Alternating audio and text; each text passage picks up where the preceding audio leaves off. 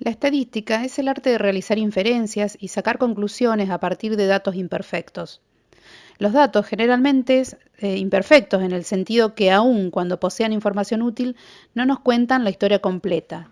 Entonces es necesario contar con ciertos métodos que nos permitan extraer información a partir de estos datos que están observados y así comprender mejor las situaciones que estos datos están representando.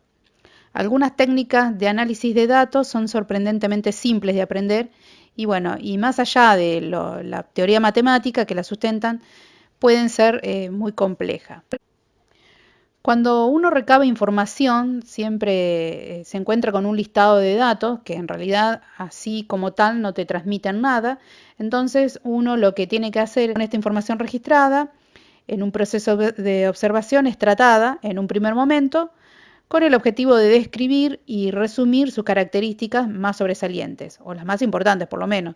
Y esto se conoce como estadística descriptiva y generalmente se basa en el uso de tablas y gráficos y en la obtención de medidas resumen. Ahora, la estadística inferencial hace referencia a un conjunto de métodos que permiten hacer predicciones acerca de características de un fenómeno sobre la base de información parcial acerca del mismo. Los métodos de la inferencia nos permiten proponer el valor de una cantidad desconocida, que se dice estimación, a partir, o decidir entre dos teorías contrapuestas cuál de ellas explica mejor los datos observados, que esto se llama test de hipótesis. Y el último fin de cualquier estudio es aprender sobre las poblaciones, pero es usualmente necesario y más práctico estudiar solo una muestra de cada una de las poblaciones. Ahora hablemos sobre los datos, ya que estos son todas las unidades de información relevantes al momento de hacer un estudio estadístico. Ahora, los datos se recogen de las unidades experimentales, llamadas individuos, que son quienes poseen la información que nos interesa estudiar. Ahora bien, todas estas características que poseen las unidades experimentales o individuos, los llamamos variables. Y ahora, para analizar estadísticamente los datos, debemos tener en claro de qué tipo es cada una de las variables que tenemos. Es decir, debemos clasificarlas y para ello lo hacemos según el siguiente criterio. Es decir, las clasificamos en un primer momento en variables cuantitativas o cualitativas. Cuando hablamos de cuantitativas, son aquellas que son cuantificables, es decir, son aquellas que responden a la pregunta ¿cuánto? Por lo tanto, pueden ser expresadas numéricamente. Podemos decir que se pueden poner bajo un valor numérico. Y además, a su vez, las vamos a dividir en variables continuas y discretas. Por ejemplo, en algún momento hablamos o leímos sobre un ejemplo donde hablaba los pesos de los bebés. Entonces, bueno, podemos tomar ese caso. Porque ese bebé lo estamos midiendo el peso en gramos, ¿no? Y es una variable que es continua porque inclusive tiene coma. Una velocidad, ¿está? También es continua. Yo porque le puse acá que es un valor entero o no, porque a veces tenemos que analizarlo antes de decir rápidamente si es o no. Porque, por ejemplo, si a mí me preguntan, por ejemplo, la edad, bueno, tengo que ver en qué la estoy midiendo. ¿La estoy midiendo en meses, en días, en años? Y entonces, y es una variable continua, ¿no? Porque yo digo, pues si la mido en años, ¿cómo cuento? 1 año, 2 años, 3 años, 4 años, ¿no? Si me preguntan qué edad tengo, 1, 2, 3, 4, 20, 30, 50, 60, lo que sea.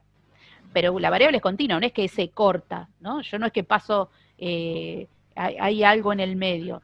Si la estoy midiendo en meses, va a ser distinta. Bueno, voy a ver cómo lo voy a tomar también, cómo la vamos a medir. Entonces, por ahí hay veces hay que analizar esto de que es entero, por eso yo les puse que es entero o no.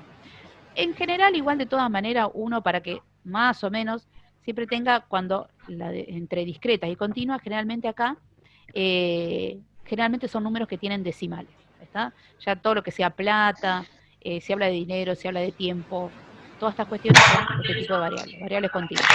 Y las discretas solo toman ciertos valores que son concretos, ¿está? Habitualmente estos son los números enteros. Fíjese que yo le puse esto, ¿no? Entonces, hoy, por ejemplo, cuando preguntaba cuántos habitantes hay en el hogar, bueno, y hay, ¿cuántos habitantes? Y habrá 1, o 2, o 3, o 4, yo no digo hay 2,5. ¿Cómo tomo el 2,5? Imposible, ¿estamos? Entonces digo, bueno, entonces uno lo que va a preguntar es esto, yo acá les puse distintos ejemplos. Cuando después, esas son las cuantitativas. Entonces a usted siempre le quede claro que las cuantitativas por ahora las definimos solamente en continua y discreta.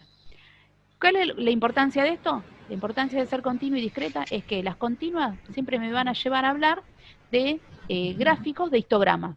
Por ejemplo, cuando yo tenga que hacerlo, estos son histogramas. Y en las discretas, cuando tenga que hacer esto, los gráficos discretas siempre van a ser gráficos de barras, ¿está? Porque están separados. Yo cuando haga un gráfico de barra, así, siempre las barritas van a estar separadas unas de otras. ¿Estamos? Porque no hay nada que las una al medio. ¿Eh? Si yo hablo del, por ejemplo, en este caso, número de hermanos, vos vas a tener o vive o uno, o tengo dos, o tengo tres, o puede que no tenga ninguno. ¿Está? Puede también que no tenga ningún hermano. Podría ser eso también. Karina, antes que te vayas de esto de las variables, vos dijiste que las variables continuas yo uso los histogramas. Sí. Eso es porque tengo intervalos, o sea, porque van a ir... Exactamente, porque cuando vos haces, ¿no? Cuando vos tenés que hacer el dato, ¿no? Cuando vos vas a hacer esto, vas a hacer, lo escribo acá al costadito, si vos haces para la variable continua, vos vas a hacer el grafiquito, ¿no? Este grafiquito así, acá vas a tener esto, y después seguidito, ¿no? Vas a tener esto, por ejemplo, yo tengo este valor, este que me está acá es el 1600, ¿no? Por ejemplo, ponele, pero el 1600 acá no lo tomo, pero sí lo estoy tomando en esta barra alta. Claro. ¿Estamos? Claro, claro, claro.